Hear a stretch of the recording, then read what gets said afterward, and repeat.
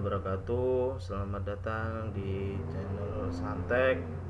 Untuk materi kali ini adalah teknologi informasi.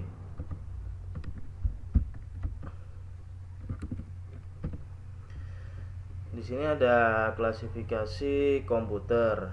Yang pertama ada microcontroller, microkomputer, engineering workstation, mini komputer, mainframe, superkomputer. Ada 6 klasifikasi di dalam sebuah komputer. Microcontroller memiliki semua peralatan pokok sebagai sebuah komputer dalam satu chip. Peralatan tersebut diantaranya adalah pemroses, yaitu processing. Yang kedua adalah memori. Yang ketiga adalah input dan output. Kadangkala pada microcontroller ini beberapa chip digabung dalam satu papan rangkaian. Perangkat ini sangat ideal untuk mengerjakan sesuatu yang bersifat khusus, sehingga aplikasi yang diisikan ke dalam komputer ini adalah aplikasi yang bersifat dedicated. Jika dilihat dari harga, microcontroller ini harga umumnya lebih murah dibandingkan dengan komputer lainnya karena perangkatnya relatif sederhana. Contoh alat ini diantaranya adalah komputer yang digunakan pada mobil untuk mengatur kestabilan mesin, alat untuk pengatur lampu lalu lintas. Jadi dicontohkan itu ada namanya microcontroller itu kayak contoh ketika teman-teman atau para penonton melihat sebuah tulisan yang berjalan di jalan raya. Jadi di situ kan ada titik-titik di mana lampu itu menyala, ada titik-titik lampu juga mati, tergantung dari kebutuhan dari prosesornya atau perintah dari processingnya. Seperti itu contohnya. Mikrokomputer. Komputer ini khususnya digunakan untuk single user. Bisa dibuat juga dengan komputer desktop atau komputer pribadi. Personal komputer. Komputer ini sudah dirancang sedemikian rupa untuk mampu berinteraksi dengan penggunanya. Penggunanya sangat populer pada penggunaan di rumah atau untuk menjalankan aplikasi bisnis. Engineering workstation. Komputer ini lebih powerful apabila dibandingkan dengan komputer pribadi. Umumnya komputer ini digunakan untuk menjalankan aplikasi yang dipakai oleh para ahli teknik dalam melakukan perhitungan dan penyelesaian pekerjaannya.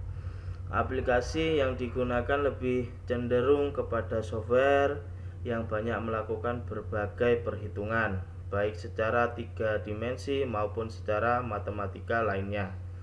Contoh aplikasi yang digunakan untuk komputer golongan ini adalah CAD, Computer Aided Design, yang digunakan untuk melakukan perancangan gambar teknik. Mini komputer. Komputer ini umumnya digunakan untuk banyak pemakai, multi user, pada saat yang bersamaan, dan tim set ini artinya memungkinkan komputer tersebut untuk digunakan oleh beberapa pemakai sekaligus secara bersama-sama, dan komputer akan membagi-bagi waktunya berganti untuk masing-masing pemakai.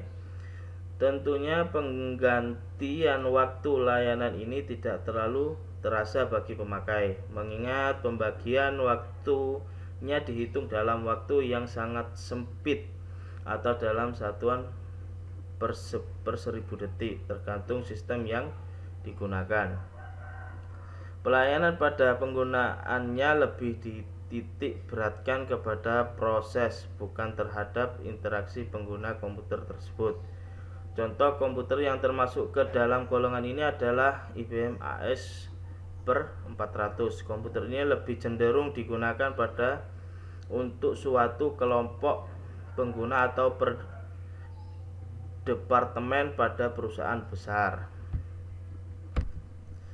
Mainframe. Pada tahap awal mulainya era komputerisasi, mainframe merupakan satu-satunya komputer yang ada pada waktu itu. Mainframe ini dapat melayani ratusan pengguna pada saat yang bersamaan. Komputer ini mirip dengan mini komputer namun lebih besar dan lebih mahal. Penggunaannya umumnya untuk pengolahan data dari suatu divisi atau perusahaan besar yang membutuhkan pengolahan yang cukup berat.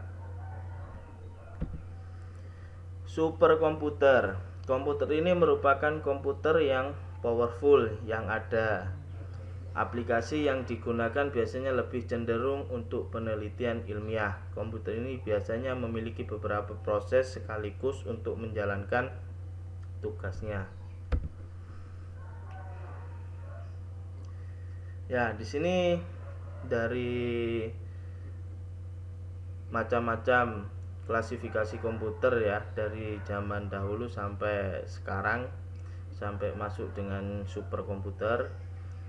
Di sini juga pasti komputer akan dimanfaatkan untuk menyampaikan sebuah informasi. Ya, apa yang membuat informasi itu berguna? Yang pertama adalah akurasi. Ketika informasi tersebut akurat, tepat atau tidak hoax lah ya, itu berarti informasi tersebut berguna untuk masyarakat. Ketika informasi itu tersebut salah atau hoax, otomatis informasi tersebut tidak bisa dimanfaatkan atau digunakan. Terus yang kedua adalah lengkap. Informasinya tidak boleh terpotong-potong atau setengah-setengah atau dilebih-lebihkan ya. Kalau sering terjadi di dunia maya ya, terkadang kan video sering dipotong sehingga membuat orang yang di dalam video tersebut menjadi salah atau dipidana. Jadi informasi itu harus lengkap biar informasinya bisa berguna atau bermanfaat atau baik untuk disampaikan. Terus yang ketiga ada fleksibel. Jadi informasi juga dibutuhkan untuk kefleksibelan ya. Jadi informasi seperti di marketplace seperti itu kan juga bisa fleksibel, pasti sewaktu-waktu bisa berubah, entah itu dalam diskon ataupun harga di dalam sebuah marketplace. Terus yang keempat adalah dapat dipercaya. Jadi informasinya juga itu tadi yang saya sudah sampaikan di yang kedua tadi, informasinya dapat dipercaya atau benar. Ketika informasi tersebut itu salah, bisa-bisa yang menyebarkan informasi juga terjadi masalah atau fitnah, seperti itulah. Terus selanjutnya yang kelima, berhubungan. Jadi informasi itu pasti akan bermanfaat ketika informasi tersebut berhubungan dengan orang yang mendengarkan atau yang mendapatkan informasinya. Kalau informasinya tidak sesuai dengan orang yang membutuhkan, otomatis informasi tersebut juga nggak penting atau nggak berguna. Yang keenam, mudah diakses. Ya mungkin di zaman sekarang sudah sangat mudah sekali kita mendapatkan sebuah informasi karena perkembangan teknologi yang ada sekarang. Pasti tiap hari teman-teman sudah mendapatkan informasi dari media sosial, terus juga ada website dan lain-lain. Terus yang selanjutnya adalah berdasarkan fakta. Ya, jadi informasi tersebut pasti mengambil sesuatu kejadian dari kehidupan atau fakta dari hal tersebut. Ketika itu bukan informasi yang berdasarkan fakta, itu berarti adalah kembali lagi hoax ya. Apa yang disampaikan bukan hal yang terjadi di lingkungan atau di masyarakat.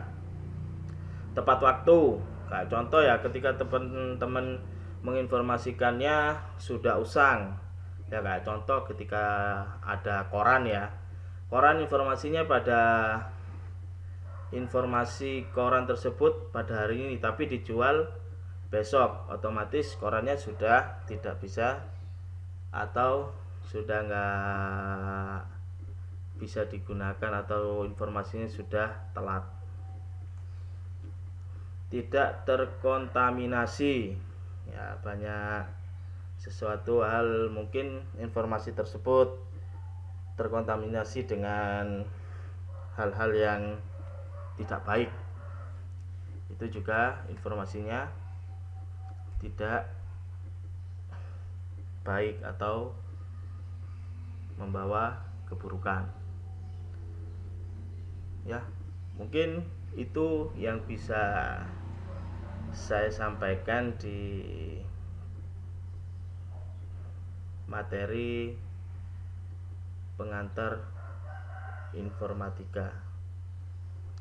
Sekian dari saya akhiri. Assalamualaikum warahmatullahi wabarakatuh.